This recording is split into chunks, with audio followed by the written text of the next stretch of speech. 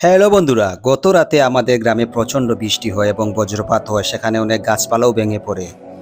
হঠাৎ করে আমরা সকালবেলা যখন রাস্তা দিয়ে হেঁটে যাচ্ছিলাম, তখন দেখলাম একটি জমির মধ্যে অনেকগুলো মাছ সেখানে দৌড়াদৌড়ি করতেছে। তাই আমরা সবাই মিলে সেখানে জাল নিয়ে চলে যাই এবং একটি মেশিন নিয়ে চলে যাই।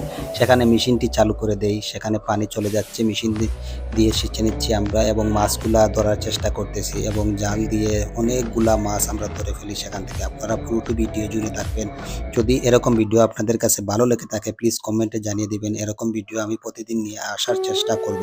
দেখেন কিভাবে মাছগুলা চলে যাচ্ছে জালের মধ্যে এবং আস্তে আস্তে সেই মাছগুলো আমরা একটি ঝুড়ির মধ্যে নিয়ে নিচ্ছি এবং বালতি দিয়ে আমাদের রাশেদ ভাই কিভাবে পানি সেচ দিবে, দেখেন ওনার পেটের মধ্যে কিভাবে ডিগবাজি খাচ্ছে। দেখেন রাশেদ ভাই কিভাবে পানি সেচতেছে, আস্তে আস্তে ওনাকে আমরা পাম্প দিয়ে পানিগুলা সেচিয়ে নিচ্ছি।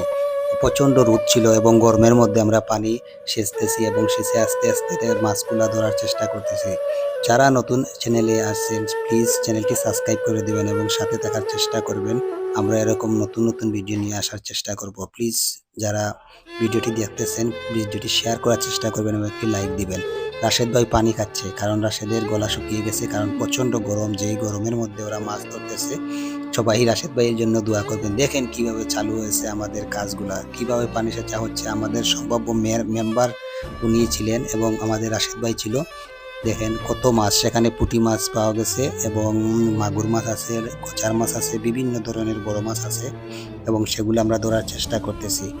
এখন পানি সেচা বন্ধ হয়ে গেছে, মেশিনটিও বন্ধ হয়ে গেছে, কারণ মেশিনের মধ্যে অনেক জাম লেগে গেছে। তখন আমরা টেনশন করতেছি কিভাবে পানিগুলা সরাবো। আবার মেশিনটি চালু করার চেষ্টা করলাম এবং এক ভাই আমাদের মাছগুলা ঝুড়িতে ধরতেছে। এরকম গ্রামীণ পরিবেশে মাছ ধরার মজাটাই আসলেই আলাদা। যদি আপনারা এরকম কেউ মাছ ধরে থাকেন কখনো, প্লিজ জানিয়ে দিবেন।